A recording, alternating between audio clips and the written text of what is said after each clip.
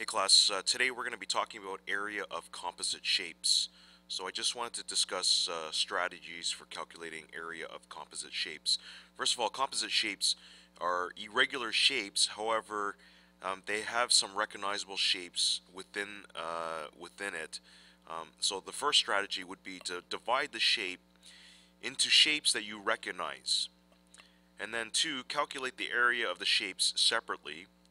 And then finally, to calculate the total area, you would then add the areas of the shapes together. So let's look at an example.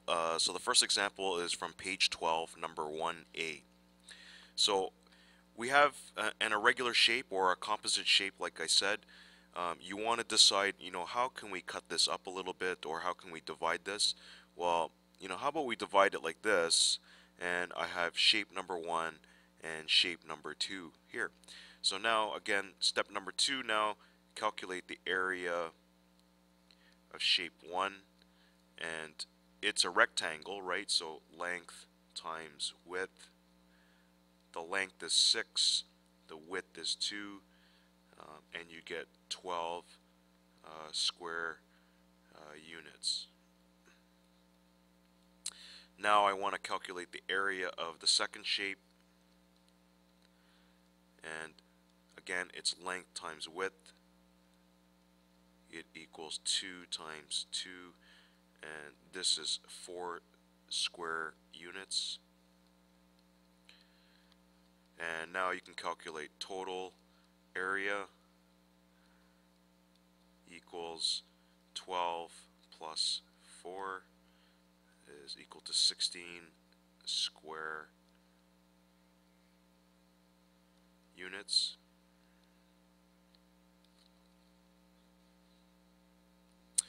Let's look at another example. Again, it's from page 12, number 1C.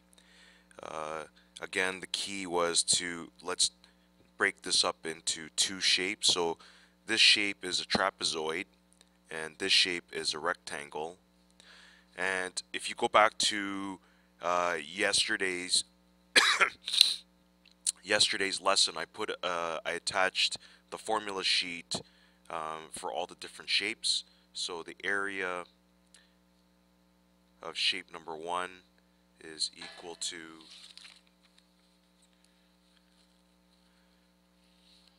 this is 2, this is 4 units. So 2 plus 4 times 2, all divide by 2. 2 plus 4 is 6. 6 times 2 is 12. 12 divided by 2 is 6 square units.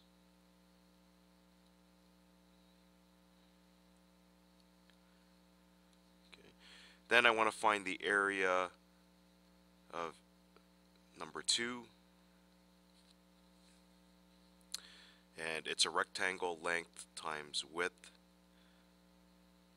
And it's equal to 4 times 2 equals 8 square units.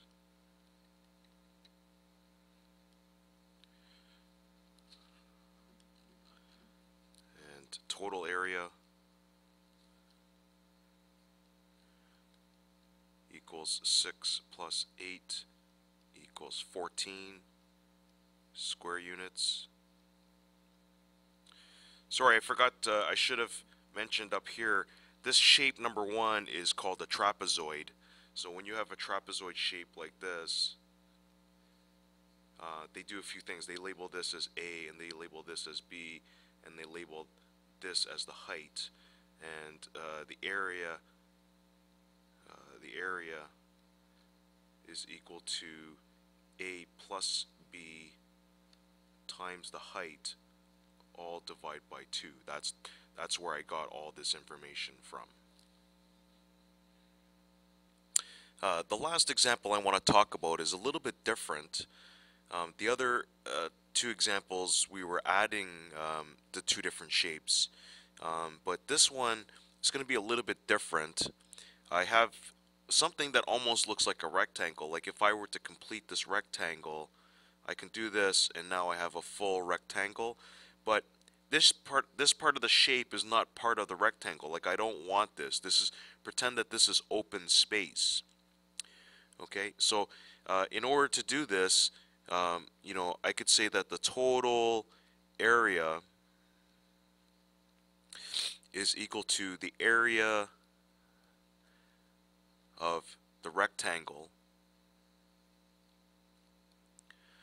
minus the area of the semicircle.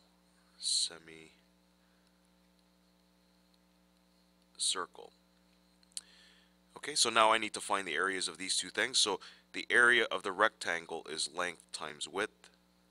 I'll put it in brackets, minus the area of a circle. Remember from the formula sheet that I posted, and I'll give you a photocopy tomorrow morning, is pi r squared. That's for a full circle, and I only want half, so I gotta divide it by 2.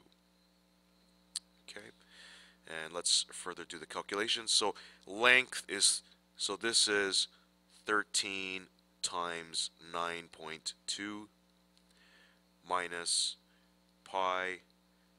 The radius, it indicates that the radius is 4.6. This is again centimeters.